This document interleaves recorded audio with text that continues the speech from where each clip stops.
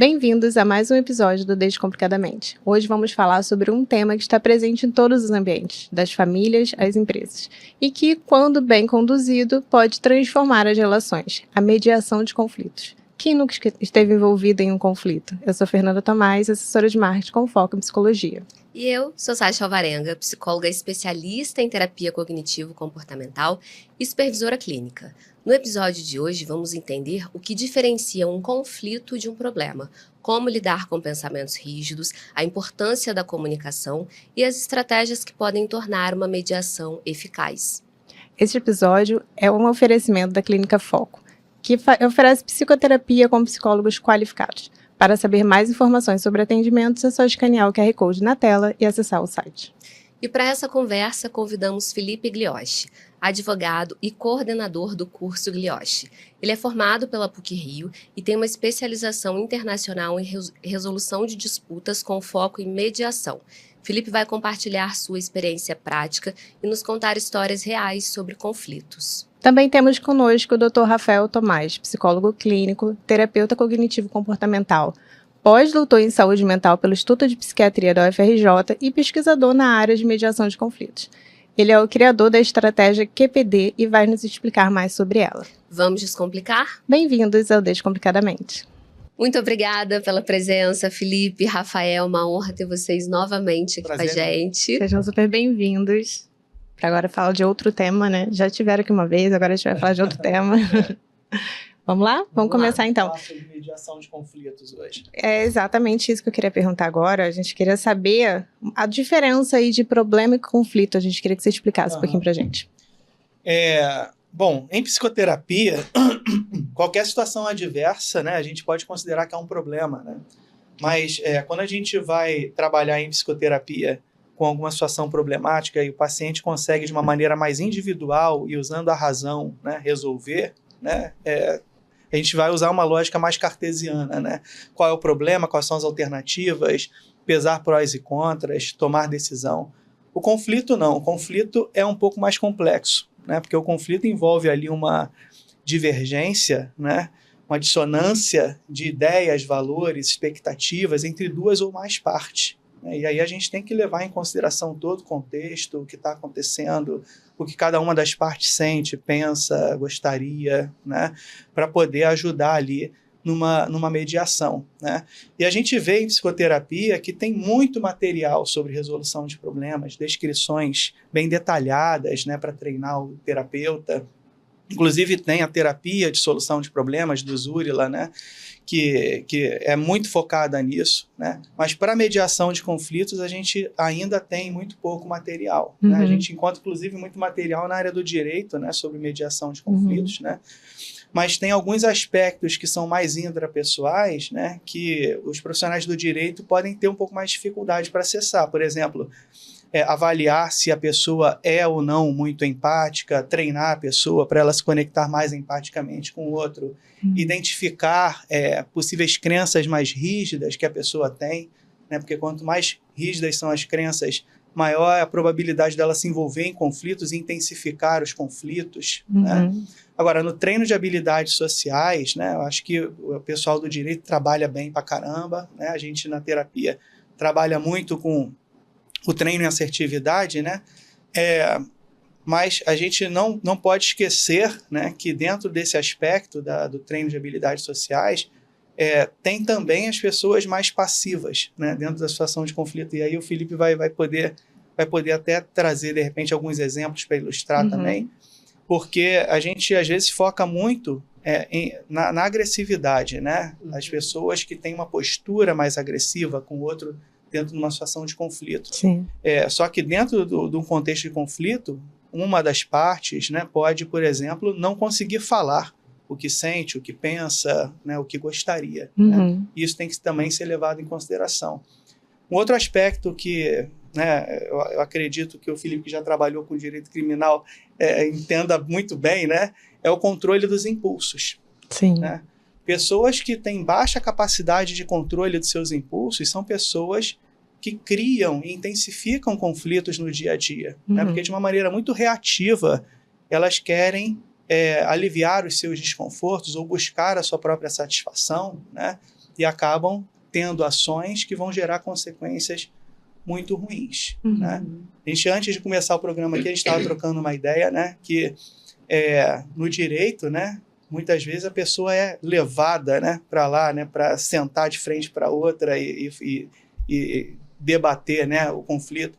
Na psicoterapia, muitas vezes o paciente traz, né, ou vem um casal numa terapia de casal, né, já existe essa maior predisposição, talvez, de falar sobre o assunto, de se abrir, de tentar resolver, né? Então, esse é um aspecto que eu acho relevante. E outra coisa que eu acredito, né, que seja mais difícil, talvez, para o pessoal do direito, né, é o fator tempo, né?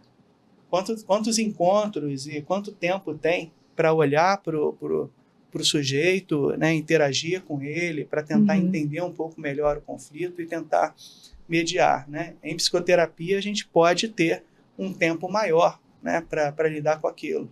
Apesar de que, no meu estudo, a gente usou 8 sessões, né? 3 sessões para fazer a avaliação, a conceitualização do caso, né?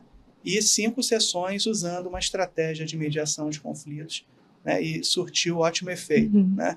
Mas aí você coloca aí que 8 sessões são 2 meses, encontrando com as pessoas. Sim. Semanalmente, né? Semanalmente. O que já não acontece no direito, né? Olha, o que não acontece no direito é complexo. Eu tenho clientes que falam comigo todo dia. Fala comigo. Se não fala. botar o limite, ele aparece, ele dá as caras, ele quer saber, parece que ele acha que o processo dele todo dia acontece alguma coisa nova. Mas assim, eu concordo bastante com o que foi trazido no sentido de que são atuações distintas, né? Sim. A maneira como eu acho que a psicoterapia vê a mediação e a maneira como a mediação ela é interpretada pelo direito, elas são coisas diferentes, né? E elas também são diferentes porque o direito aborda o conflito de uma maneira diferente da psicoterapia. Sim.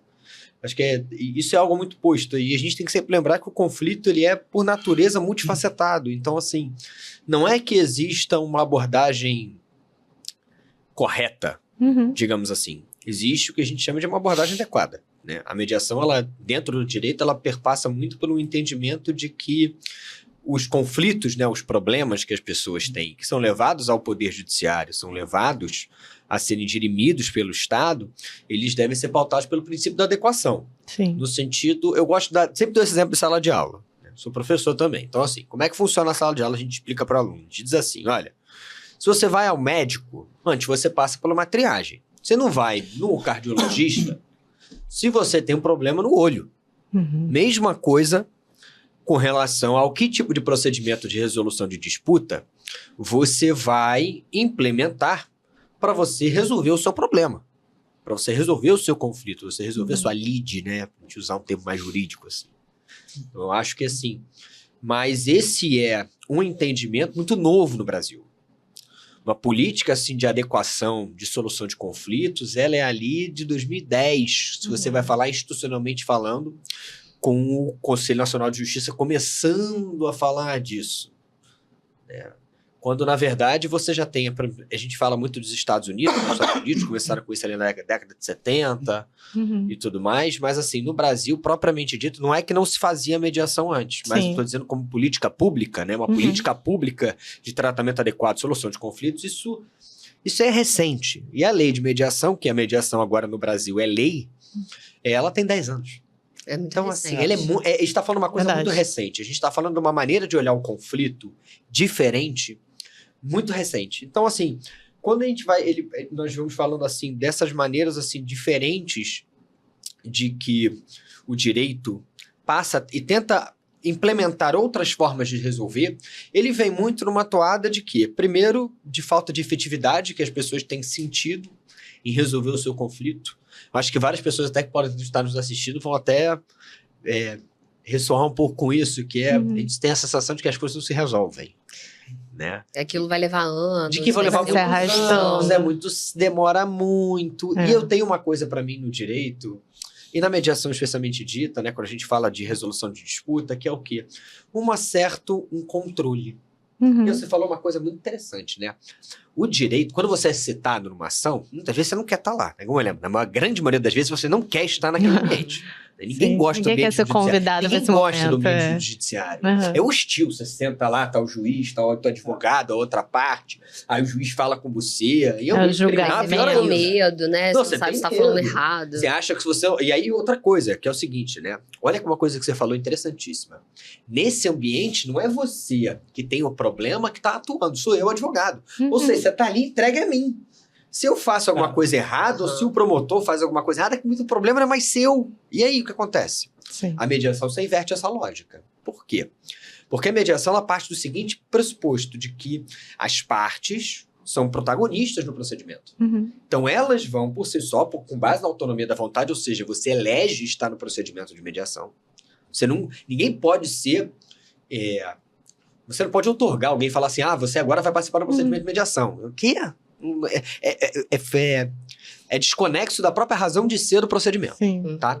Então, assim, uma das coisas que eu sempre acho interessante é essa eleição de quero tomar conta do meu conflito, quero tomar conta do meu problema e quero resolver de uma maneira que faça sentido para mim e faça sentido para o outro. Uhum. Porque você sai de uma lógica adversarial e passa a ir para uma lógica colaborativa. Sim.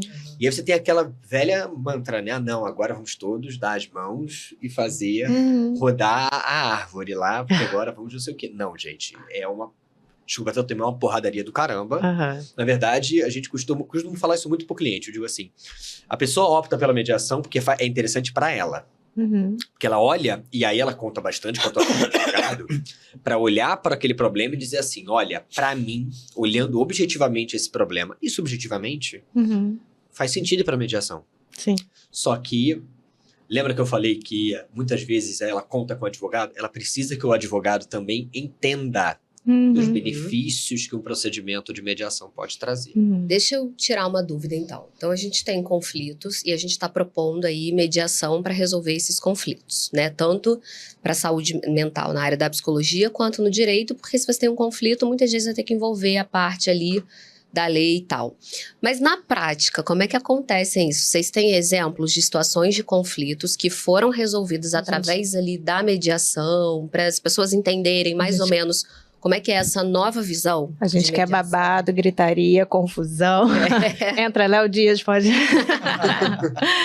Mas a gente queria ver um pouquinho na prática. Eu acho que o Rafael pode falar um pouquinho, talvez, da estratégia QPD agora, que o Felipe já deu uma boa introdução aqui, sim, né? Sim. Eu elaborei uma estratégia que se chama QPD, Quero, Posso, Devo, né? Inspirada em Platão, né? Em A República, ele dividiu ali a alma humana em 3 partes, né? A alma irascível, né, que seria ligada ali ficaria na região do peito e ligada aos seus valores e crenças, de você, com a ira, defender seu ponto de vista, né? A alma concupiscível, né, seria mais ligada aos desejos internos humanos, né, os nossos impulsos, né? E a alma racional, né, que na visão dele teria que administrar a bagunça, né? Teria que entender quem sou eu, quem é o mundo e controlar. Bom, de maneira proposital ou não, Freud criou ali a ideia do id, ego, superego, quando foi separar a psique humana, né? E aí eu pensei, olha, como é que eu posso então coletar, organizar e compartilhar informações entre as partes, né? E aí eu montei uma planilha, né, onde eu coloco ali, né, o que eu quero, né, quais são os meus desejos, né, mesmo que sejam incompatíveis, né, com o que é possível ou não. Eu coloco ali o que eu posso ou não posso fazer, né, de acordo com a realidade também, né, limites físicos, legais, né, a gente vai tentar buscar essas informações, e o que eu entendo que deve ser feito, aí levando mais em consideração as crenças pessoais, os valores, né, da pessoa, né. Então, por exemplo, numa decisão sobre abortar ou não abortar, né, a pessoa pode ser religiosa e achar que não deve acontecer. Essa decisão de abortar ou não, por exemplo, como é que ela se encaixaria? Então, aí deixa só terminar de explicar a estratégia, né? Porque aí depois que eu consigo, junto com né, o cliente, né, identificar o que ele gostaria, né, o que ele deseja, o que ele entende que pode ou não pode ser feito e o que ele acha que deve ser feito, ele vai ser estimulado a se conectar, né, empaticamente e se comunicar com a outra parte, ou as outras partes, né? Aham. Para tentar entender o que ele acha que o outro quer, né? O que ele acha que o outro poderia ou não fazer diante daquela situação, e o que ele entende, né, que o outro pensa que deveria ser feito, né? Quais são ali as cobranças, os valores, né? Da outra pessoa, né? Aí, a partir desse panorama geral, né, a gente pode incentivar, né, o diálogo, né, depois dessa primeira etapa, né? Mas precisa haver a intenção de todas as partes, né, de causar o menor dano possível para todos ali envolvidos, né? A gente tem que estimular isso, né? Nem sempre é fácil, Não. né? Sim. Porque significa ceder também, né? Sim, sim. E no meu estudo, né, nesse estudo inicial com 30 sujeitos, eu excluí os pacientes com transtorno de personalidade. Por uma questão óbvia, né? Porque os pacientes com transtorno de personalidade, eles costumam ter uma dificuldade muito grande de se conectar empaticamente, né? Eles são pessoas que têm crenças muito rígidas, né?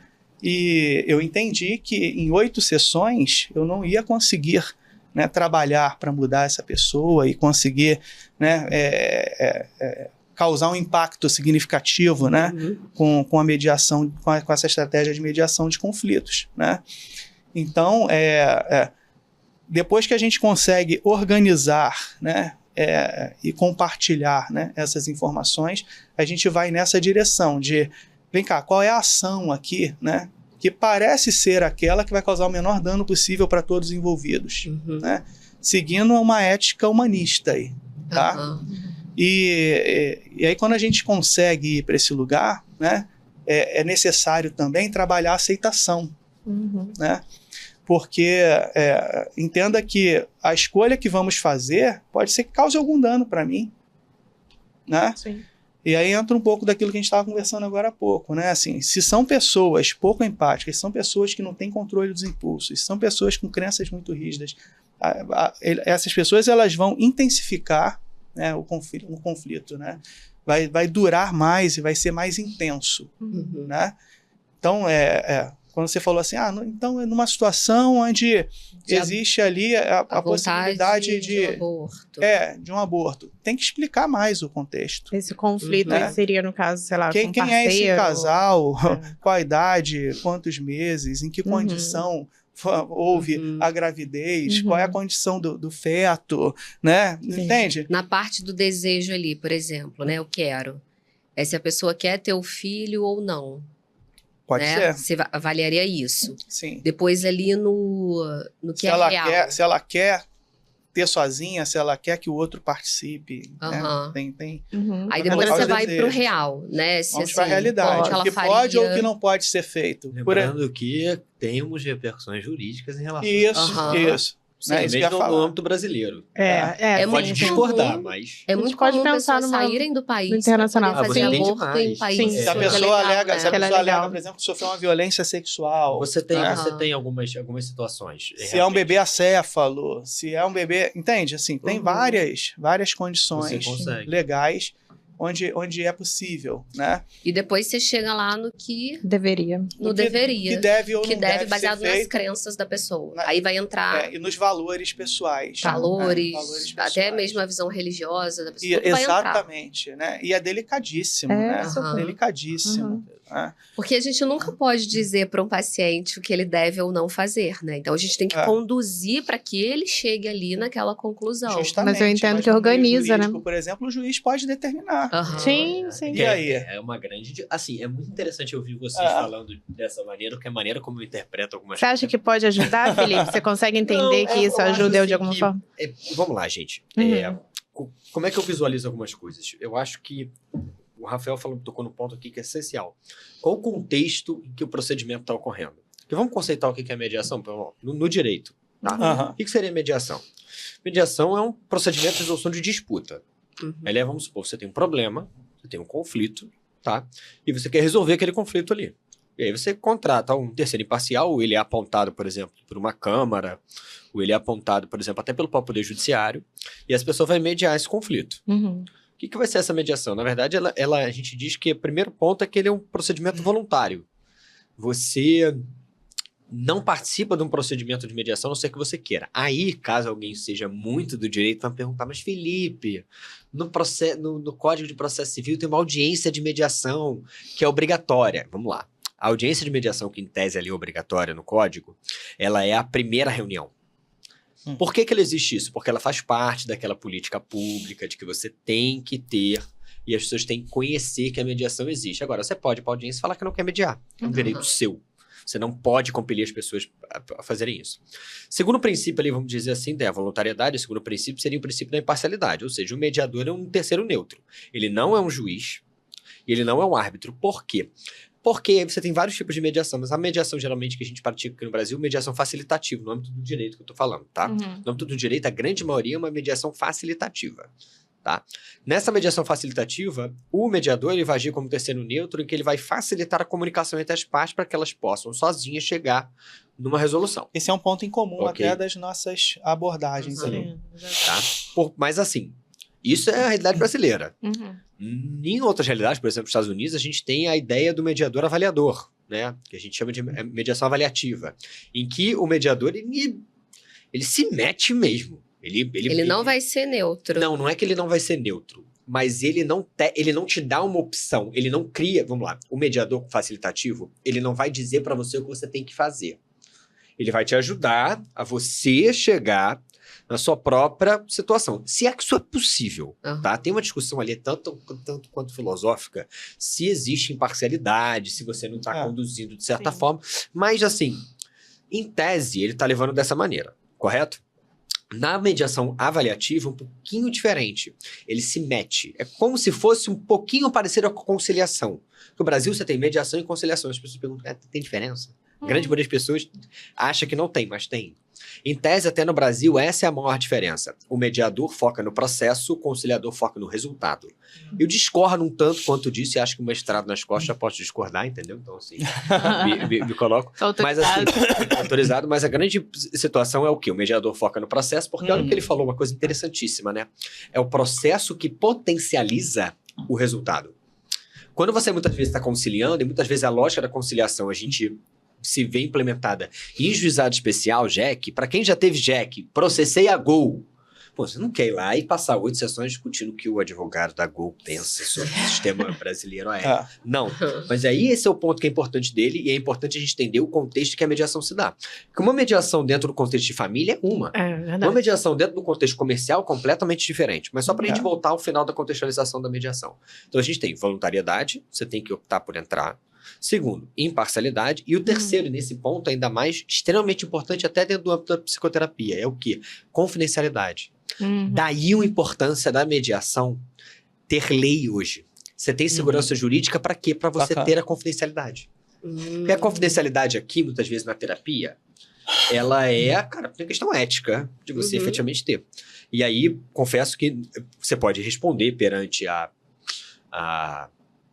conselho de psicologia e por aí e vai, mas no direito, se você assina um termo de que você adentrou na mediação, né?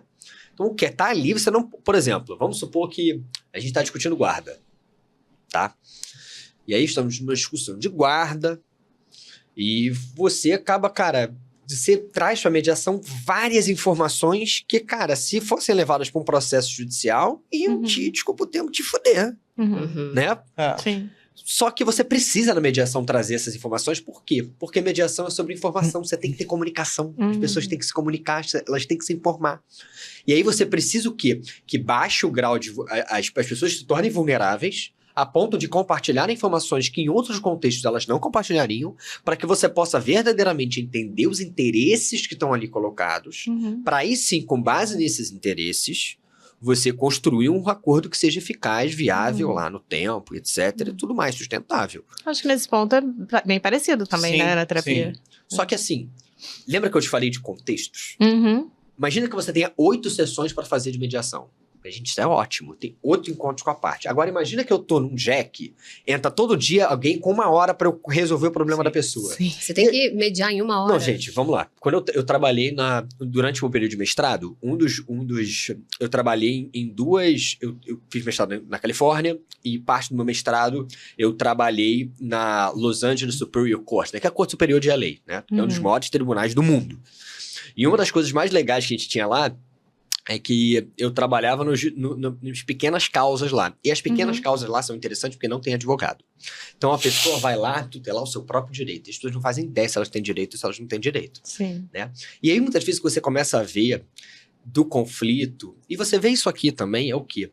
Gente, o conflito, muitas vezes, principalmente no direito, ele tem pouco a ver com o direito que está sendo discutido. Ele tem a ver com... A companhia aérea me desrespeitou. Eu me senti desrespeitado. O juiz não liga se você se sentiu desta forma. Será que pra ele vai dizer, tem um dano moral ali ou aquilo ali é mero aborrecimento? Acabou. Se você tem, como você se sentiu, se você acha que você tá desrespeitado, gente, o direito Aí já é totalmente litígio, inverso. isso aí, cara, não, você não tá, isso não é psicologia, colocado, isso não faz parte do processo. Sim.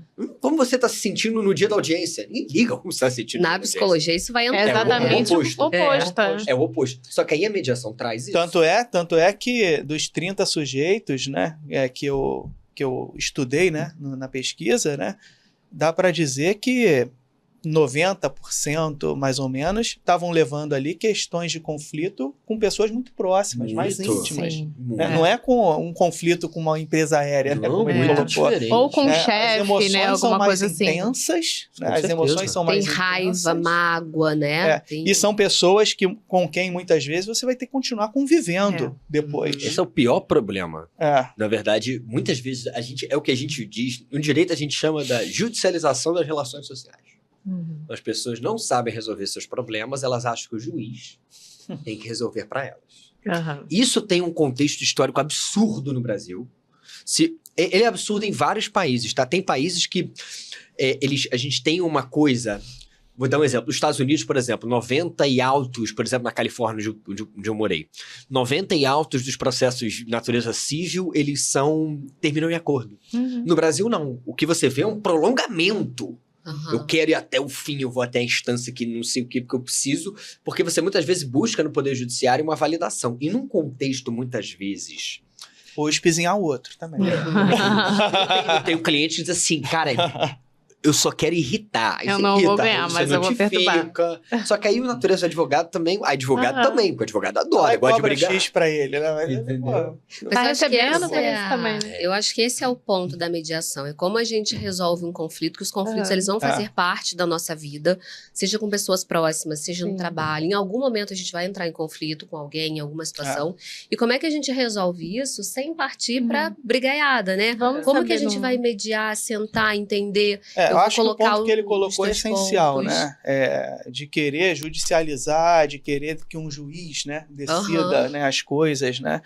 Eu acho que a gente vai acabar de forma, assim, vai acabar indo para esse lado quando se percebe, né, que uma das partes, pelo menos, não tem capacidade de empatia, não tem capacidade de diálogo, né?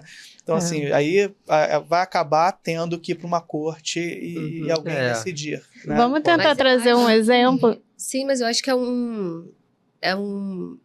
a própria mediação no direito, ter 10 anos que já está acontecendo, já é uma vontade da gente partir para a conversa, para o entendimento, né? Então, vamos lá. Tem duas formas de você olhar para isso. Tem a forma econômica, que é, gente, o processo é caro. Ele é caro. Custa para todo mundo, né? Ele é caro para o Poder Judiciário.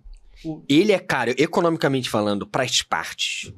E ele é caro, agora a gente pode falar, até emocionalmente para você. O problema é como se fosse... o processo é como se fosse uma doença. Ele não é uma doença, ele é pior, ele é uma espinha. Você esquece que ela tá ali de vez em quando, mas de vez em quando ela inflama. E aí, quando ela inflama, é um inferno. Porque ela fica.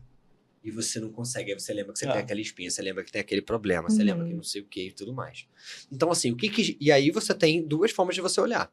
Você tem a forma de você olhar de, cara, o Poder Judiciário tá inchado, ele precisa desses outros métodos. E a gente tem agora uma coisa que cada vez mais eu tenho visto, que é o quê? O Poder Judiciário, ele já não é eficiente. Sim. O que você mais tem hoje é o quê? E principalmente em contextos que as pessoas têm relação continuada, que é onde a mediação muitas vezes vai entrar, principalmente. Cara, ele não resolve. Vamos lá. Vamos dar um exemplo. Deixa eu dar um exemplo. Vamos. Vamos dar um A gente exemplo. gosta de histórias. Vou dar um exemplo. Vamos supor que você tenha 4 irmãos. Tá? 4 irmãos. Ok? Desses irmãos não tem uma grande relação assim maravilhosa entre todos esses irmãos e etc. Eles não são muito próximos, mas eles têm uma relação de convivência. Todos adultos. Todos adultos, né? Todos maiores, etc. Só que vamos imaginar o seguinte, que a mãe deles está incapaz. Ela precisa ser interditada. Só que desses irmãos, só um tem grana. Então essa pessoa tem grana, mas ela trabalha... Ela não para quieta. Ela tá o tempo todo trabalhando, viajando, mas tem condição financeira. Mas ele não tem condição hoje de, cara, tomar conta da mãe dele. Cuidadora. Ele não tem condição de ser cuidador, mas ele tem condição de arcar com os custos. Sim. Só que tem um segundo irmão. O segundo irmão, que é um dos do meio, ele não tem grana, mas ele tem tempo. Ele pode cuidar. Ele pode cuidar. Não sei o quê, né?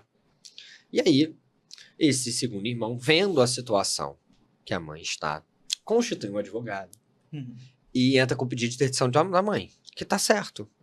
A mãe tem que ser interditada mesmo, tá? E ela foi interditada, etc. Ele consegue uma curatela provisória que dá alguns poderes para ele.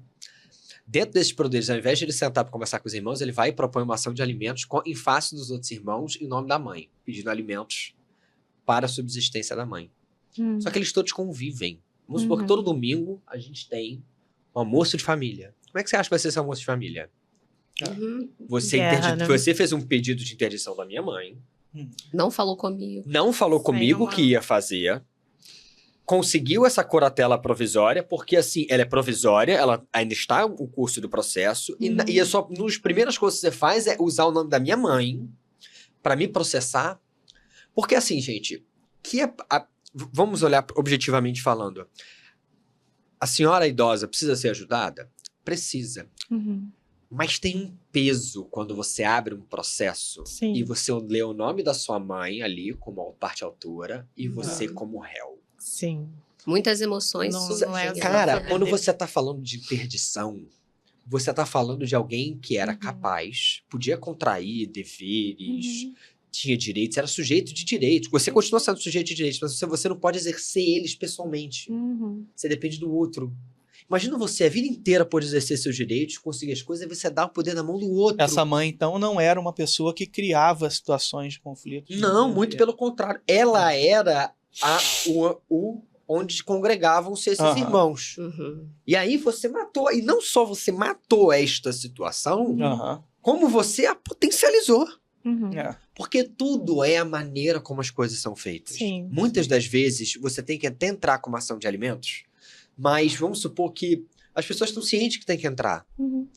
Sabe que essas coisas vão acontecer. Mas talvez uma conversa teria resolvido. Teve alguma coisa. Você poderia ter sentado os irmãos, vamos tentar organizar como é que tá a vida da mamãe? Vamos tentar ver como é que as coisas estão funcionando? Não. Muitas das vezes ele foi no advogado, o advogado, aí, processa! Já entra logo, a gente pega, o juiz dá, é ótimo. Gente, vamos lá. Ainda mais se falar que uma das partes tem dinheiro, né? Não, e fulano tem dinheiro, fulano vai te ajudar. Vai ser ótimo, a gente ganha rápido. Vai não sei o que, ele já ganha, já recebe rápido o advogado, entendeu? Então, assim... Eu fico pensando quando... Foi mal. Não, eu ia perguntar para o Rafael como é que a terapia ajudaria esses outros irmãos, né? Porque... Como que a terapia... Vamos supor, se a terapia... Se você atender... Qual deles exatamente? Se você atendesse esse irmão que entrou com o processo e depois... O outro processado. Antes mesmo dele entrar com o processo, né? A gente ia perguntar para ele, né? Se não haveria outras alternativas, né?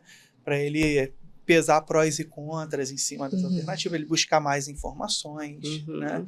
Para ele tentar se Dialogar colocar até, né? mentalmente no lugar dos irmãos, né? A gente, né, hoje Fazer em esse dia, exercício fazer de uma- empatia, né? Exatamente. Como é que né? você ia se sentir se fosse você recebendo Isso, esse né? Você processo? fazer uma exposição imaginária, se colocando no lugar do terceiro, né? Aham. Poderia treinar com ele em terapia para ele simular, né, como ele falaria, né, com os irmãos, para ele chegar na conversa com os irmãos um pouco mais preparado, né, cuidando das palavras, né, que ele vai usar ali, né? São caminhos possíveis, né, para impedir que o conflito, né, comece a acontecer e se agrave, né? Mas se ele vem para a terapia já na condição de conflito, né, aí a gente pode usar a estratégia QPD, entendeu? Tentar entender o que ele quer diante daquilo, o que ele pode ou não pode fazer a partir daquele momento, né? O que ele entende que deve ser feito, e ele vai ter que coletar informações das outras partes, né?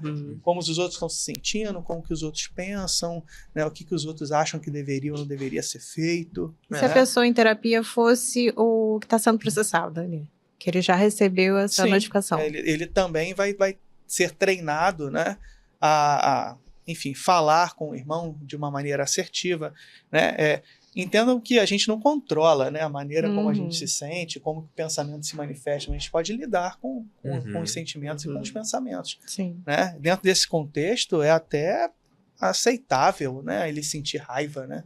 Ele pensar que o irmão deveria ter agido de uma forma diferente, né? Ele pensar ali que o irmão está de sacanagem com ele, né? Que é pessoal, né? Ele pode, né, ativar os pensamentos do tipo deveria ou personificar e ativar uma raiva, né? Mas o que ou ele até faz, uma culpa, de repente, por não ter tempo, e aí acreditar que ele poderia estar mais presente, uma ideia também, né? Trabalhar, né, para saber se há outras emoções, né, sendo ativadas nele. Né? E como que o direito iria lidar com esse caso, né, na mediação? Isso, cara, numa mediação... Seria 1 hora de mediação, por exemplo. Não, vamos lá, gente. Não, Como é que seria claro o processo? que não. Vamos lá. A mediação, ela é muito difícil você falar a duração que ela tem que ter. Igual a terapia, né? Não tem, porque assim, você é uma das coisas até difíceis muitas vezes até de você precificar nesse sentido, porque olha só, a gente pode fazer um escopo, geralmente, olha, em 10 sessões a gente consegue, mas vai muito do andamento das partes, de como muitas vezes aquilo tá, de verdadeiramente, o que eu acho que a mediação entrega são alguns benefícios, a gente falou de benefícios assim na mediação. Primeiro, uma certa previsibilidade, acerca do seguinte sentido, de que eu acho que previsibilidade no sentido de segurança, tá? Quando as coisas saem da sua mão e vão para o poder judiciário, é como se você tivesse uma propriedade, um conflito fosse uma propriedade, e aí quando você chegasse no poder judiciário e no processo, você pegasse a propriedade e desse na mão de terceiros, dos seus advogados e do juiz. Como você se sente, o que eu posso, o que eu devo, cara, esquece. Não vai acontecer isso. Não existe mais isso. O que existe é a lei. A gente pode tutelar, falar sobre princípios, várias coisas, dizer, mas assim, gente, como você está se sentindo? Se você mudou de ideia e etc. Olha, no criminal a gente vê bastante isso. De que, assim, muitas das vezes, no direito criminal, existem ações que elas vão correr independentemente da sua vontade. A polícia ficou sabendo, ela tem obrigação ali, né? Precisa de obrigatoriedade, ela tem que ir atrás, as pessoas têm que promover a ação, o juiz tem que julgar as coisas acontecendo assim. São contextos muito mais complexos e até mais dramáticos, vamos colocar assim, né? Na psiquiatria forense, né, tem 2 conceitos bem bacanas, né, que é o de entendimento e determinação, né? Então, dependendo do que a pessoa fez dentro do contexto ali onde ela está, vão avaliar se ela tinha, né, plena consciência, né, o entendimento daquilo que estava acontecendo, né? Então, por exemplo, uma criança, um índio aculturado, né? Enfim, podem cometer um crime, né? Ou até mesmo uma pessoa em surto bipolar, né? Então, não havia ali um entendimento, né, de onde estava, o que estava fazendo, ou não havia determinação, controle dos impulsos, né? Então, sei lá, uma pessoa que é dependente química, comprovadamente, né? Dependente química, né? Na fissura por uma droga, ela vai lá e começa a fazer algumas coisas, né? Tipo, destrói o patrimônio inteiro da família e depois, né? Se não há entendimento e ou determinação, para a justiça é possível até atenuar a pena, né? Eu costumo dizer que a questão até de incidente de insanidade é uma coisa... Ela é uma via de mão dupla, sabia? Por quê? Porque, vamos lá, quando você fala de pena, vamos supor que a pessoa cometeu um crime, tá? Você vai dizer lá, vamos lá, roubo. Você tem lá a pena do roubo, pena do furto, etc. E quando você tem incidente de sanidade mental, o que existe? Existe medida de segurança. Ninguém sabe quanto tempo dura uma medida de segurança. Quanto tempo vai durar uma medida de segurança? Não existe. Caramba. Não se diz. Você quer ver Você quer ver uma coisa interessante? É super polêmico, tá? Mas assim, só pra gente entender a legalidade de algumas coisas. Vou dar um exemplo. Se eu não estou enganado, não me falha a memória, todo mundo aqui lembra daquele caso do Champinha. Todo mundo lembra do Champinha? Era um chefe do tráfico? Não, o Champinha, a história dele viralizou de novo porque tem aquela história do nosso querido Bolsonaro com a Maria do Rosário, que eles estão discutindo negócio de estupro, lembra? O que acontece? Por que aquilo ali estava sendo discutido no Congresso Nacional? Porque tinha acabado de ocorrer o crime do Champinha. O que foi o crime do Champinha? Foi o que ele sequestrou os adolescentes. O crime é horrível, gente. Assim, qualquer tipo de narrativa em relação ao crime é horrível, tá? Só que o Champinha era menor de idade. Eu lembro. Vocês lembram? E o menor de idade não comete crime, menor de idade comete ato infracional. Ou seja, em algum momento o Champinha teria que ser solto. O Champinha tá solto? Não. Mas ele tá solto em algo que, se você olhar a estrita legalidade ali, tá errado. Ele tá preso uma medida de segurança. Por quê? Porque medidas de segurança não tem tempo determinado.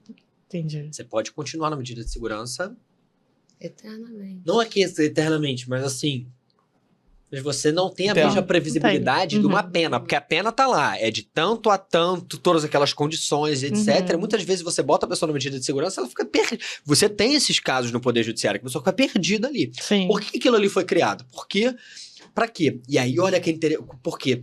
Qual é o interesse, muitas vezes, de um conflito, que a gente falou pouco até aqui? A gente falou de interesses das partes, interesses da pessoa, mas existe um interesse de terceiro, muitas vezes, num conflito, quando a gente está falando de conflitos sociais, dentro do processo judicial. Por quê? Existia um clamor da sociedade, tipo, você vai soltar?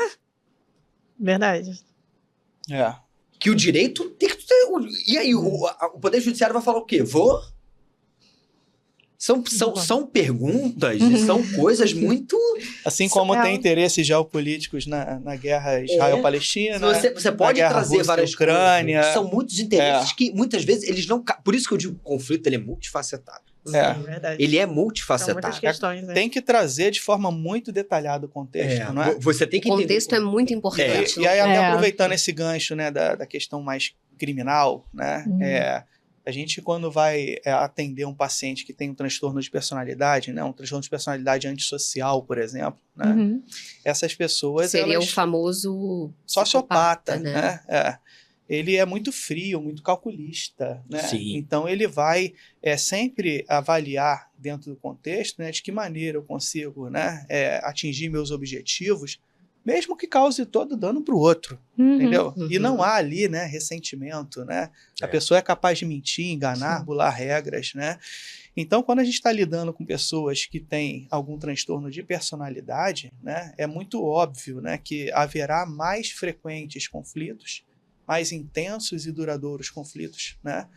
Então, E sem grande chance de solução até. Né? Outros transtornos de personalidade, claro, não vão ter atos criminosos, né? Mas também vai ser difícil de lidar, né?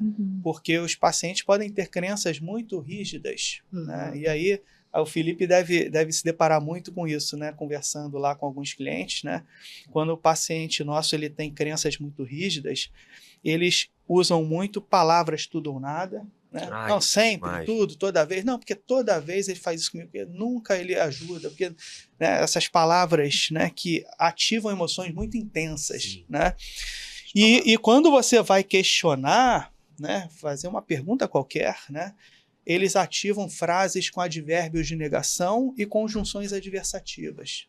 Não é nada disso, não foi isso que eu disse, não foi assim.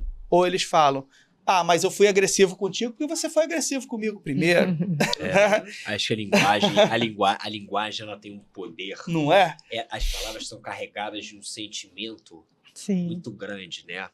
Então, assim, no direito... o melhor exemplo que a gente tem no direito, falando dessa questão de linguagem, né? É a questão do meus pais morreram, meus pais foram assassinados. Eu vou dar um exemplo ótimo. Quando eu era pequeno, eu assistia Harry Potter, né? E eu sempre achava pesado falar que os pais dele foram assassinados. Uhum. Porque o assassinato, a palavra, ela vem com ela tem um tom. As coisas têm um tom. Então, na mediação, uma das coisas que a gente trabalha muito é... Eu lembrei do Batman também, né? O Batman também tem muito seus disso. filhos Mas assassinados. todas as coisas assassinadas. Mas assim, você ajustar o tom da maneira como aquela pessoa e as pessoas se tratam até na mesa de mediação faz muita diferença. Sim. Aí a gente entra naquela questão de comunicação não violenta, tem muita coisa. Aí a comunicação não violenta, muita gente fala muita coisa, e muita gente fala muita coisa sobre coisas que não são da questão da comunicação violenta. Mas acho que o ponto principal é, muitas vezes, entender o quê? Que as pessoas chegam carregadas de emoções. Uhum. E elas traduzem essas emoções em atos, em gestos e palavras, e muitas vezes. E os profissionais que lidam com o conflito precisam aprender a traduzir aquilo ali. Uma das coisas que a gente trabalha muito na mediação, e é o cerne. Eu digo assim, se você tiver que falar o cerne do procedimento, é o quê? É a noção de posição e a noção de interesse. Tem uma história ótima para você explicar isso. É o seguinte, 2 crianças brigam por uma laranja, né? Só tem uma laranja em casa. Aí, poxa, só tem uma laranja, chega pra mãe, quero a laranja. A outra quer a laranja, legal. A mãe juiz faz o quê? Uma laranja, 2 crianças faz o quê? No meio. Ótimo. Legal. Ninguém fica feliz. Por quê? Porque eles são mesquinhos? Não, porque a mãe não perguntou por que as pessoas queriam a laranja. Uhum. Se ela tivesse perguntado por que, ela descobriu que um queria a laranja para fazer suco, precisava da parte interna. Outro queria a laranja para fazer bolo, só a parte externa. Essa é a diferença de interesse para posição. Posição é o que você quer, a laranja. Interesse é por que e para que você quer aquilo.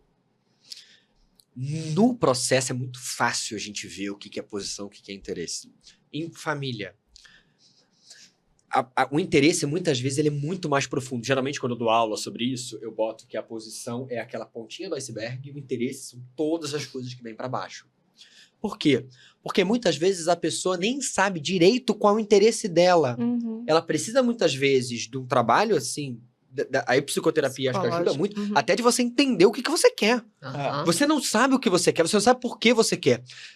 Mas existe um interesse ali que está desatendido. Aí ele assume uma posição extremamente rígida para tutelar aquele interesse que muitas vezes aquela pessoa não entende. E geralmente são coisas muito básicas. São coisas, sabe, ele me tratou mal. Eu não gostei. É sobre como você se sente. São coisas muito mundanas, muitas vezes, do processo. E que muitas vezes não tem a ver... Cara, quer ver um exemplo ótimo disso? Não tem nem contexto familiar. Briga de sócio. Briga de sócio, a gente acha, não, estão brigando por causa de dinheiro. As pessoas não brigam por causa de dinheiro. Elas brigam porque elas têm relações ruins. Eu também. É sério. Elas têm relações ruins. Quer ver? Tem uma pesquisa... Olha, eu odeio... Não gosto de cagar regra, tá? Mas... Se eu não estou enganado, isso a gente sempre coloca salvo melhor juízo, existe um percentual... Fizeram uma pesquisa há um tempo atrás de por que as startups dão errado. E assim, um número considerável, acho que assim, mais de 70%, não era porque necessariamente a ideia era ruim, era mau relacionamento entre os sócios. As pessoas brigavam entre si. Você tá ouvindo, né? Entendeu? Pra esse podcast não acabar. Mas é uma coisa que eu falo muito. A gente fala muito de prevenção de conflitos, né? E a prevenção de conflitos, ela começa quando não há conflito. Por quê? Porque o conflito, ele é inerente à existência humana. O conflito não é ruim. Sim.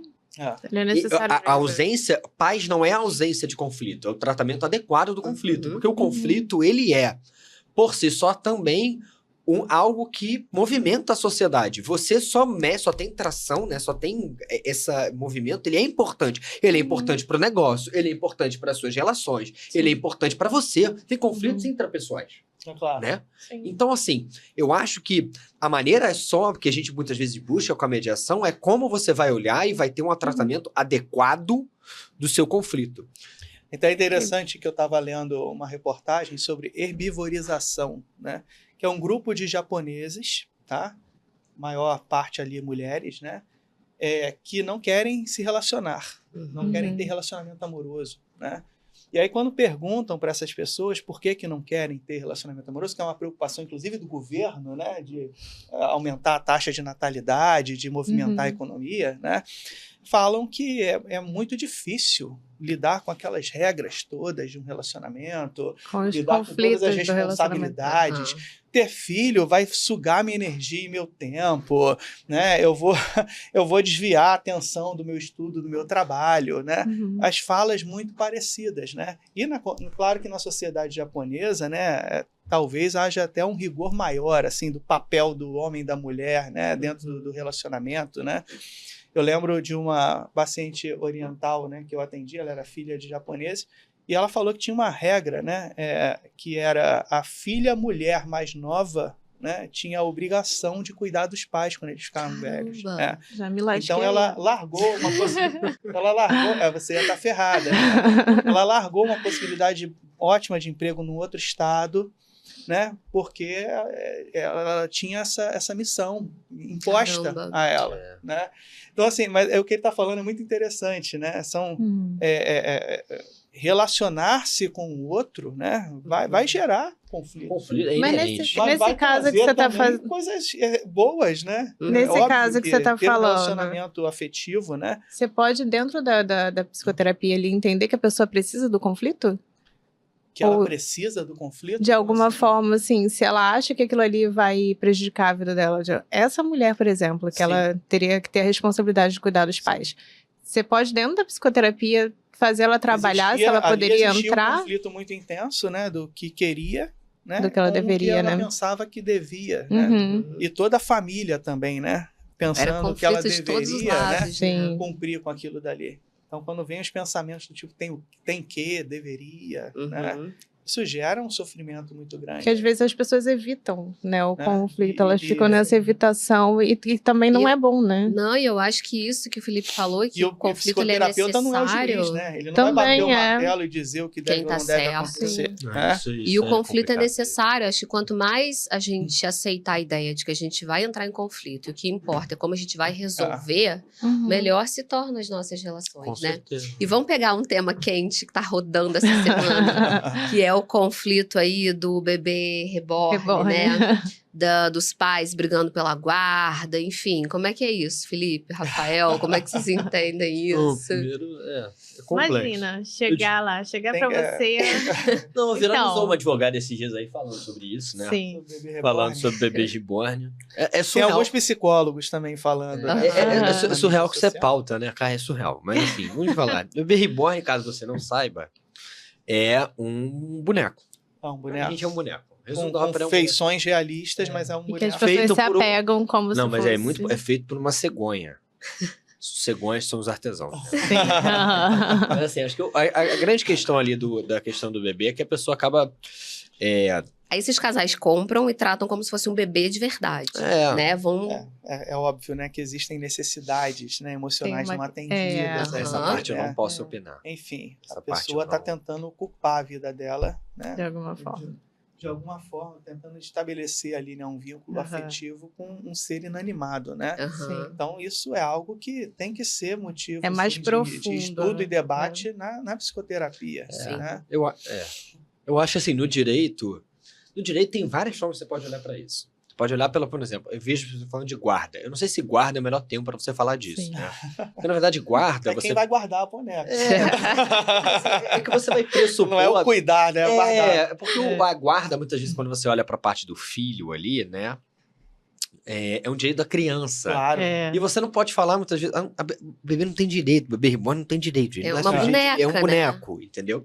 Agora, tem uma discussão que é um pouco melhor que eu acho no campo do direito, é o seguinte, vamos lá. A pessoa compra o bebê reborn, correto? E aí, no seio ali do relacionamento dos dois, eles cuidam do bebê reborn. Aí um deles resolve criar uma rede social do bebê reborn. Então o bebê reborn vai ter Instagram. Só que o bebê reborn tem Instagram. O bebê reborn tem Instagram e tal, não sei o quê. O pior é que isso é real, gente. Não, é real. O pior mas é que você tem um problema jurídico sério, que é o quê? Vamos lá. Bebê Reborn começa a ficar famoso. João, Bebê Reborn. Joãozinho famoso e tal, não sei o quê. 300 mil seguidores no perfil do João. Quanto você acha que vale um perfil desse, gente? Já é rentável, já envolve uma parte financeira. Claro que envolve. Só que aí você diz o seguinte, aí Bebê Reborn não é um sujeito de direitos. Ele não vai decidir, ele não tem como falar com quem ele quer ficar. Né? Ele não tem como chegar pra você e falar, mamãe, quero pra você, ou papai, não quero você. Não é assim que funciona. Só se programar um... Não, mas aí, calma. Aí é além do... Com inteligência artificial, Mas eu botar acho uma que voz ali. Eu acho que você tem problemas ali de Com bens e certeza. ativos digitais que você vai realmente ter que ver. Claro que você não vai tratar como se fosse um sujeito de direito, mas você trata como se fosse um bem. É. Na verdade, você vai tratar o tratamento igual como se fosse um bem. Então, assim, só que assim, é uma coisa muito, acho que é doida, assim, das pessoas olharem, né? Porque as pessoas, eu acho que ele toca nesse negócio. As pessoas... Tipo, quem é dono da marca Louro José, por exemplo. É. É um Gente, boneco. É como né? se fosse. É como É. assim, gente, você adora o seu bichinho de pelúcia. Uhum. Gente, seu bichinho de pelúcia, você não tem guarda. Guarda, que eu digo, juridicamente, no termo juridicamente guarda. Você tem guarda no... De ter a responsabilidade de de cuidar. cuidar daquilo Sim. ali, legal, mas é um bem, continua sendo um bem, não tem Quando personalidade, é, no não tem caso, direitos. um cachorro? Aí já é diferente. É e não é, porque assim... Bota o cachorro no meio e vai pra onde? Não, mas isso depende muito. Isso depende muito, na verdade. Você tem o STJ hoje, Superior Tribunal de Justiça, já olhando para alguns casos, no caso de cachorros, etc., mas é interessante. Porque ele olha sobre a ótica do direito do dono e não do direito do cão. Uhum. Você, como pai de pet, tem direito ao convívio com o cachorro. Não é o Sim. cachorro que tem direito ao convívio com o pai do pet. A criança é diferente. Uhum. A criança tem um direito dela de ter o pai e ter a mãe presentes na vida delas. Por quê? Porque o direito da criança e do adolescente é pautado pelo princípio do melhor interesse. Então a gente vai sempre olhar o que é melhor interesse da criança. Né? Eu imagino que, assim como no caso das crianças, se comprovar maus tratos, por exemplo, a um animal, aí entra no... Aí são coisas muito diferentes. Mas, de novo, você vê... quando a gente fala de guarda, de pet, ela está mais associada a essa noção de que você, por ter cuidado ali, você tem um certo direito a ter uma convivência com aquilo ali. Com aquilo ali, não. Com aquilo, a pessoa maravilhosa. Porque tem cachorros que são maravilhosos. Mas gatos também. Mas eu acho que o ponto principal, quando a gente olha para essas situações todas, é que muitas vezes o Poder Judiciário ele vai carecer até de ter ferramentas para verdadeiramente tutelar a sua situação. Gente, é um bem. É seu. E daqui vamos supor que vocês dois compraram, é de vocês. Legal. Cheguem num acordo. Vamos conversar, né? Vamos conversar. Eu preciso mesmo ir ao Poder Judiciário, para o Poder Judiciário dizer com quem deve ficar o boneco. Sério, de verdade. A gente vai ter uma audiência com o juiz, 2 advogados constituídos para isso. Acho que a gente tem coisas mais importantes para olhar para a situação dessa. Mas por quê? Porque as pessoas, de novo, voltamos ao ponto. Elas judicializam relações sociais nas quais elas não têm habilidade para resolver os seus problemas. Porque era para tratando como psicólogo, de repente, um psiquiatra. Eu não vou entrar no mérito se você deve procurar um psicólogo. Eu não tenho essa autonomia para chegar, a autoridade para dizer, olha, tá gostando tanto do bebê? Vai lá e vai no psicólogo. Eu não tenho condição de falar isso. O que eu posso dizer do ponto de vista jurídico me parece surreal a gente discutir isso dentro de um contexto de relacionamento afetivo. Se você tá num contexto de nós temos um bem e a gente precisa verdadeiramente ver aqui a definição de ter esse bem, gente, senta a bunda e negocia, sabe? E é um bem real, né? Porque é papo de 10 mil reais um bebê. Não, é dinheiro, pô. É muito dinheiro. E, cara, desculpa. Pra mim, o mais importante não é nem criança, é ótimo, mas um bebê reborn. Mas é a questão, por exemplo, do perfil. Porque isso é um bem digital, gente. Porque aí esse perfil começa a ganhar dinheiro. E esse dinheiro vai para um dos adultos ali. Mas é uma coisa muito interessante quando a gente fala, principalmente de rede social, me perdoa. Tem um ponto interessantíssimo de você lidar. Por quê? Porque os conflitos, principalmente agora com as redes sociais, eles mudaram muito. Eles são muito rápido. As coisas escalam muito Sem dúvida. rápido. A gente teve o caso agora dos adolescentes. Sim, Né, que é um caso É. interessante se você olhar do ponto de vista... Mas contextualiza o caso, É. só para as pessoas entenderem. Contextualização do caso. Bom, Vou 4 trazer Léo crianças Dias pra resolveram... Não, cara, gente, fofoca de recreio. Aham. Uma deu em cima do namorado da outra, supostamente deu em cima do namorado da outra. Adolescentes. E adolescentes. E aí são pessoas hoje que têm perfis de rede social, Uhum. cara, com milhões de seguidores, que são menores de idade. Ou seja, Cada são uma conta a sua versão ali. Cada uma conta a sua versão, só que existe uma diferença de eu, Felipe, com 28 anos, chegar na internet, abrir e Sim. contar minha versão. Outra coisa é Liz Macedo, com 15 anos de idade, abrir e falar pra 7 milhões de pessoas o que ela pensa sobre a Antonella, entendeu? Aham. Assim, gente, é necessário botar o pezinho no chão e entender que isso é isso é absurdo. Uhum. Isso é absurdo por vários motivos. Isso é absurdo porque ela não tem discernimento. Na psicologia eu não posso falar, mas no direito, o direito olha pra ela e diz que ela não tem discernimento nem pra exercer pessoalmente direitos. Ela pode fazer isso na rede social, porque aquilo dali, cara, desculpa, ela tem 7 milhões de seguidores. Se ela vira um dia, abre a mão e diz assim, fulano de tal, fez tal coisa, isso é uma bomba, cara. É, Que a com pessoa certeza. tem na mão daquele negócio, e é uma pessoa que não tem o menor discernimento pra ter aquilo ali. Aí você se pergunta, cadê os pais, né? Os pais conduzindo de uma E os forma pais conduzem de uma complexa maneira também, né? complexa. Por quê?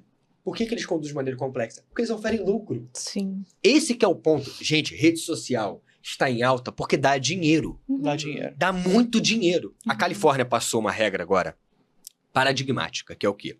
Se X% do seu... E é bom enfatizar que é com like ou dislike. É. Com comentários a favor ou contra. contra. sim. Então, por É. exemplo, X%... O negócio Eles também é se movimentar. É de engajamento. Então, vamos supor, É. o que a Califórnia fez? Ela olhou o seguinte, gente, tá doido isso aqui, né? Tá todo mundo falando e postando criança e não sei o que, etc. E você pode olhar de duas formas. Você pode olhar do ponto de vista do melhor interesse da criança, que é o seguinte sentido. Aquela criança quer participar daquilo ali? Uhum. Ela sabe que aquilo ali tá acontecendo com ela? Ela tem noção que aquilo ali tem tudo? Porque ela conta com o pai. Uhum. Ok? E ela conta a autoridade parental.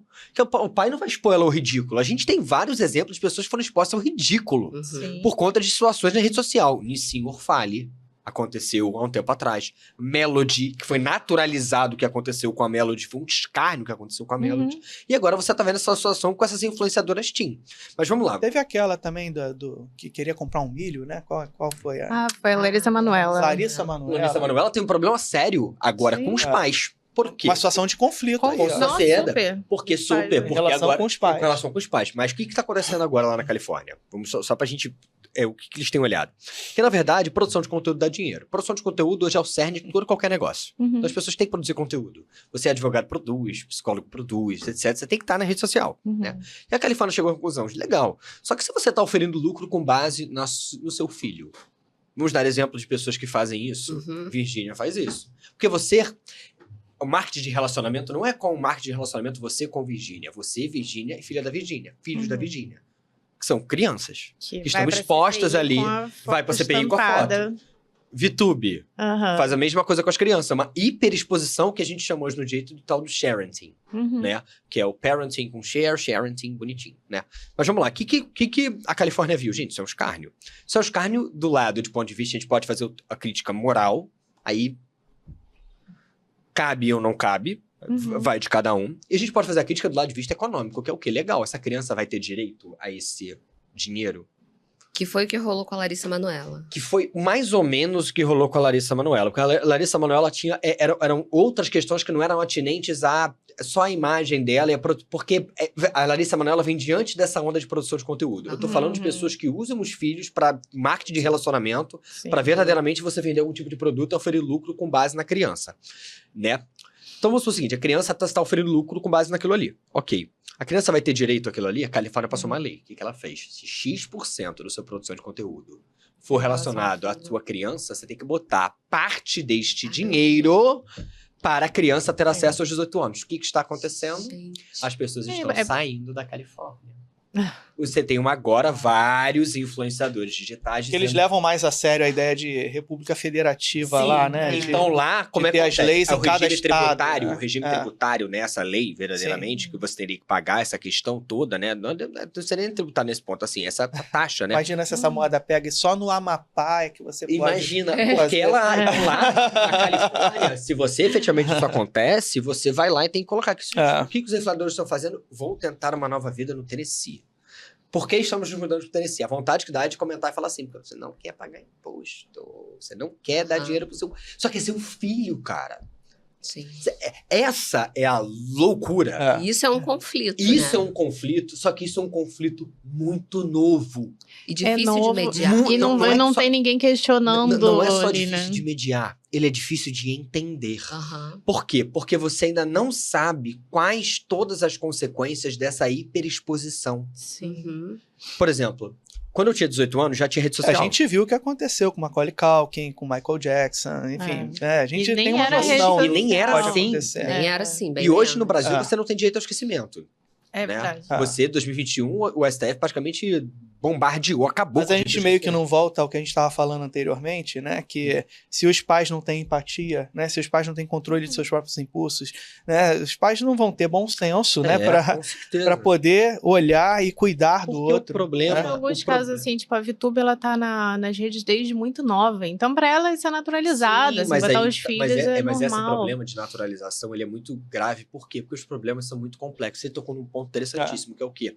Basta a gente legislar, regulamentar? Claro que não. Uhum. A lei não resolve nada. Aham. Uhum. Quantas leis a gente passou e que a gente viu que não acontece? O que acontece é que as pessoas querem soluções rápidas para problemas complexos. Sim. E não existe isso. Quando a gente lida com família, Sim. quando a gente lida com rede social, quando a gente lida com conflito, nada é simples quando se trata de conflito. Uhum. As coisas são complexas. E aí você tem que olhar para aquela maneira mais multifacetada de ser das coisas, né? Ah. E acho que nesse ponto a psicoterapia, cara, É muito bacana ele falar do uso das tecnologias, né? Porque, de fato, muitos conflitos nascem ali, né? Aham. No mau uso, né? De um WhatsApp, de um Instagram, né?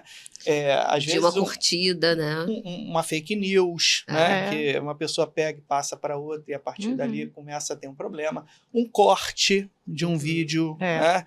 Então, assim, vamos Pode imaginar, né, que há 20, 30 anos atrás, o Jô Soares e o Chico Anísio faziam comédia stand-up, né? Uhum. Quem ia para o show deles, estava indo para o show deles na vibe de rir, de curtir, né? E ouviam ali as piadas diversas, né? E saíam de lá satisfeitos, pagaram ingresso, entraram. Agora não, agora filmam um show, né? E aí depois fazem um corte do show e botam no YouTube, né? E aquilo dali, às vezes, gera um conflito enorme, né? Aham. certeza. Porque tirou do Tirou do contexto, contexto geral, porque às vezes é até uma fala inadequada, mas o artista, né, ele tem que criar uma relação, né, com o seu público, né, uma relação mais próxima, mais íntima, né? Então, assim, eu sou amigo de vocês. Eu posso chegar aqui, né, e fazer uma brincadeira, fazer uma piada, né? Óbvio que dentro da lei, né? Não Com vou fazer certeza. uma piada racista, homofóbica, né? Nada disso. Né? Agora, se tira do contexto, né? Se a pessoa que nunca criou uma relação com aquela, né? Uhum. Houve ali uma piada inadequada, ela pode realmente se sentir sim. atingida e isso gera conflitos E enormes, às vezes né? em terapia você vê muito isso, assim, de que você vai buscando lá de onde começou e às vezes era uma coisa que nem... É muito nem complicado, né? Então, assim, pegar um exemplo, né? O Donald Trump, ele tem 3 milhões de seguidores no Twitter, né? Então, quando ele tuita uma frase, ele está assim, meio que sincronizando o pensamento dele com cerca de 3 milhões de pessoas, né? Uhum. Aí, na pandemia, né, ele passou uma informação equivocada, né? De que, já que desinfetante mata o vírus da Covid, né? Na limpeza, por que não beber desinfetante, né? E aí mais de 300 pessoas foram parar no hospital porque beberam, né, desinfetante, né? Uhum. Então, assim, a gente ainda se surpreende, né? Assim, Eu não me surpreendo. com a falta de bom senso, meu né? ponto, exato, o meu ponto é o oposto. É. Eu já tô numa, tipo assim, é sério, eu nem duvido mais. Eu falo, isso aconteceu. Mas voltando, acho que o cerne até da nossa conversa, e muito até para a questão da própria mediação, eu acho que a mediação ela vem como um certo antídoto a isso. Sim. Uhum. Porque eu acho que é o quê? Hoje você tem relações muito tensionadas, muito rápidas, muito líquidas, muito tiradas de contexto, muito fortes e com interesses muito novos. com coisas que há 10, 15 anos atrás você não existia. Eu estava falando mais cedo, por exemplo, internet existia quando eu tinha 18 anos, existia, mas não existia algoritmo de recomendação. Isso é muito novo, são coisas de que, assim, as coisas são novas. Então, assim, a mediação, ela te permite olhar para os problemas de uma maneira mais ampla. Sim. A tentar olhar, e principalmente nas situações em que você tem uma relação continuada no tempo. Em que, por exemplo, é sua mãe, seu sócio, seus irmãos. Não só olhar para atacar, mas também para tentar entender o lado do outro. Chegar ali num ponto que essa relação continue, né? A gente vai precisar se encaminhar para o final. Que pena. Vai ter muito assunto, dá para render muita coisa. Eu só queria falar, né, por último, que eu, além de psicoterapeuta, eu também sou supervisor de caso clínico, né, e professor. E os alunos, quando me procuram para supervisão, é muito comum eles trazerem uma situação grave de conflito do paciente, né? E eles tendo ali dificuldade, né, para lidar com aquilo, né, para manejar aquilo, né? Então, eu espero, né, que realmente as pessoas produzam mais, né, conteúdo sobre mediação de conflitos, divulguem mais. A gente precisa, né? Exatamente, porque tem muitos profissionais, né, das mais diversas áreas aí, que lidam com pessoas, né, e que precisam entender, né, como funciona. Sim. A gente queria também. Pode falar. Você pode dar pra gente algumas dicas, né, para a pessoa que está num conflito, o que ela pode buscar primeiro, que ponto de vista ela pode ali procurar para ajudar, para lidar? Como eu disse, né, tudo depende do contexto, né? Que conflito é esse? Com quem? Há quanto tempo? Que tipo de danos, né? Talvez ela precise parar e tentar avaliar o contexto, né? As ela consequências. Tem que primeiro entender onde ela está. É igual quando você quer ir para algum lugar, né? Você liga o GPS, né? O GPS tem que identificar o ponto onde você está, né? Para depois você ir para um outro lugar, né? Aí você pensa qual caminho vai fazer, né? Se você vai por aqui, se vai por ali, se você vai de bicicleta, se você vai de carro, né? Como você vai, né? Então, acho que a primeira coisa importante é realmente a pessoa entender um pouco mais melhor em que contexto ela está, como ela funciona, por que ela funciona, como ela funciona. E aí a psicoterapia vai ser essencial, né? E aí, a partir daí, a gente consegue, né, avaliar, né, dentro daquele contexto do conflito, o que ela quer, o que ela deseja, né, que muitas vezes ela não sabe, né, como o Felipe bem colocou, o que poderia ou não poderia ser feito, e aí a psicoterapia pode ajudar, né, ajudando na coleta de informações, né, para ela entender melhor, né, o que poderia ou não poderia ser feito. E entender um pouco melhor também seus próprios valores pessoais, suas crenças, né? Que podem estar influenciando naquilo.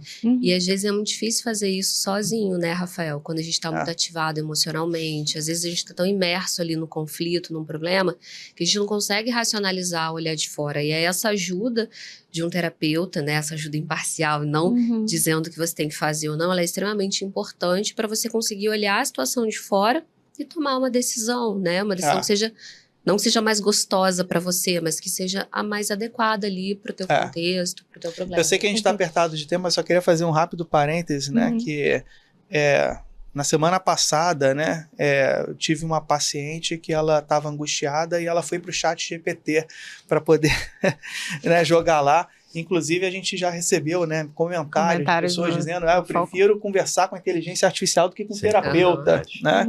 Talvez porque teve uma experiência negativa realmente, mas... Sem dúvida, né?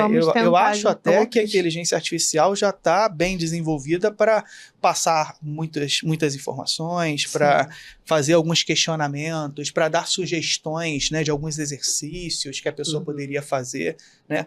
Mas é bom lembrar, né, não tem ali, né, uma conexão empática verdadeira, não tem ali um código de ética, né, que norteia aquela conversa.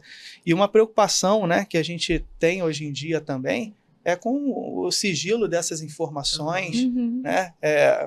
Porque assim, quando a gente vai para o Facebook, para o Instagram, a gente expõe ali aquilo que a gente acha que os outros gostariam de ver, aquilo que a gente acha que seria bem avaliado pelo outro, né?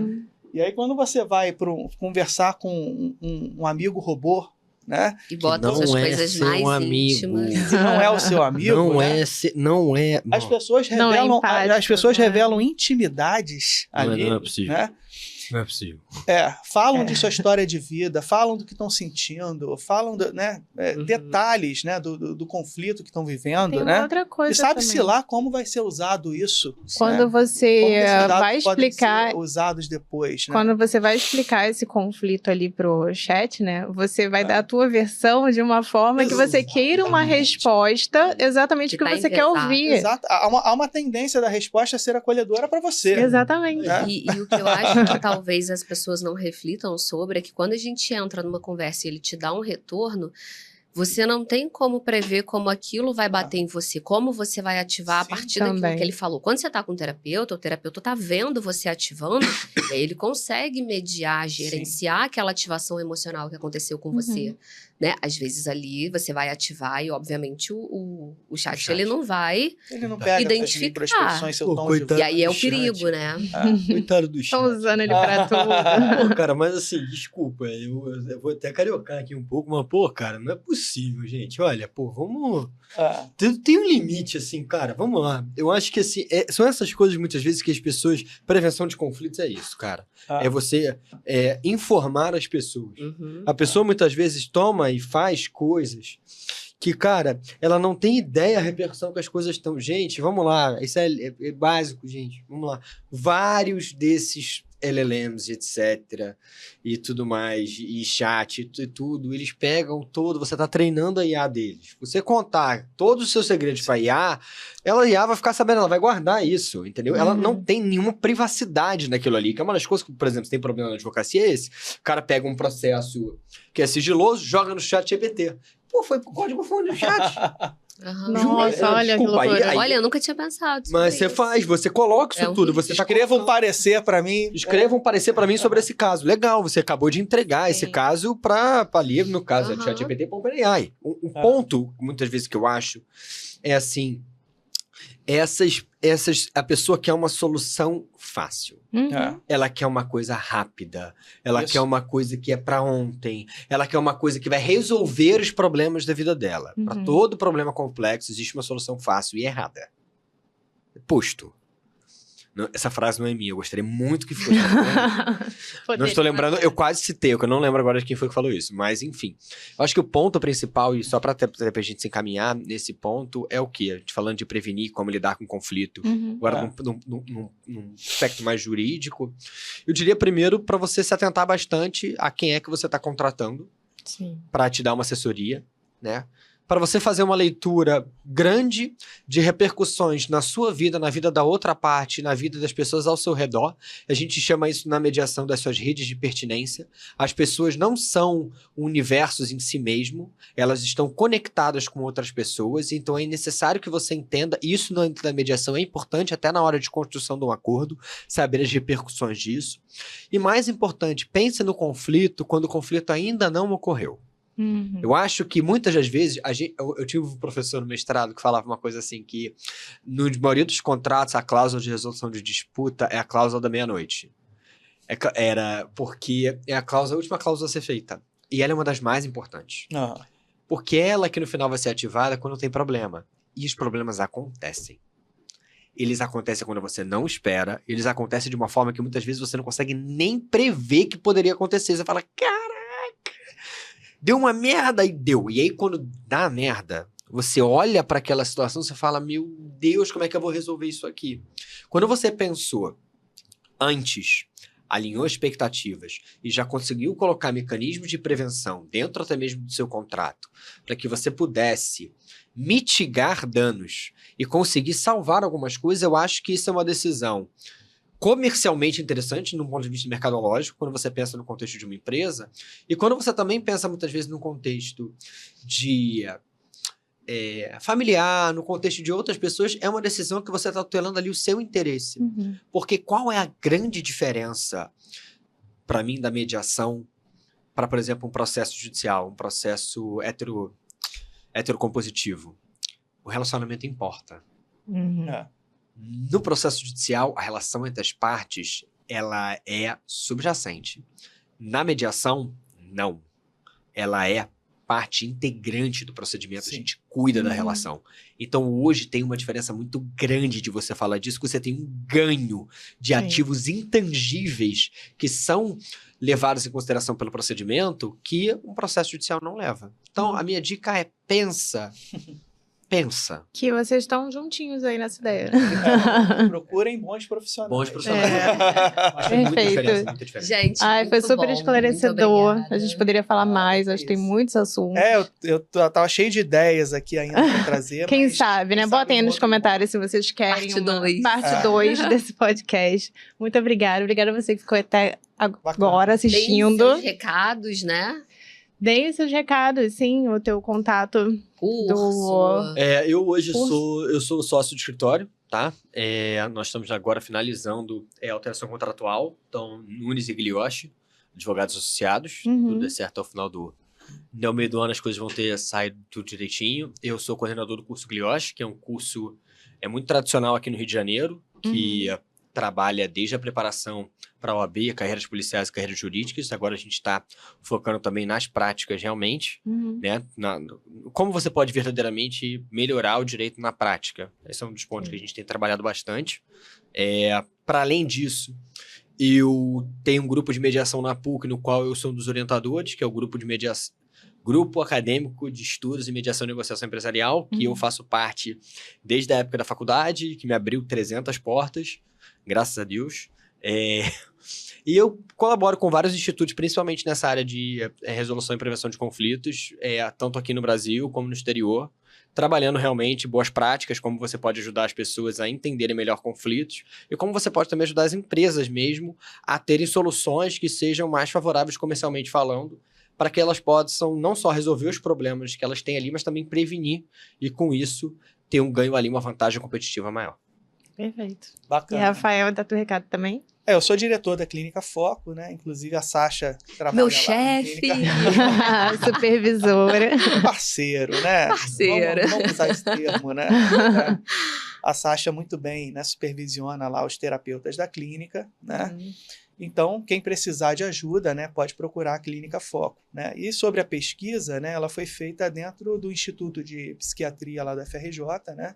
A gente montou um núcleo de estudos lá que é o NIPAC, né? O Núcleo Integrado de Pesquisas em Psicoterapia pelas Abordagens Cognitivas Comportamentais. Levei um tempo para decorar. Mas decorou, foi direto. Então, essa foi mais uma pesquisa, né, É, que foi legal. realizada lá dentro, né? E posso até disponibilizar aí o link, né, do artigo. E quando ficar pronto esse material for publicado, Sim. para os psicólogos poderem ter acesso, né? Os Porque como a advogados gente, também. a Eu gente acho super precisa de importante. A gente material. pode divulgar, né, pelo nosso site, pode Aham. divulgar nas mídias Sim, com sociais. certeza. Vai ser Parabéns. bacana. Gente, obrigada. Obrigado Foi a incrível. vocês. Obrigada a você que ficou aqui até agora. Se inscreve no canal, encaminha para quem está passando por algum tipo de conflito. E até a próxima. Até a próxima. Obrigada. Muito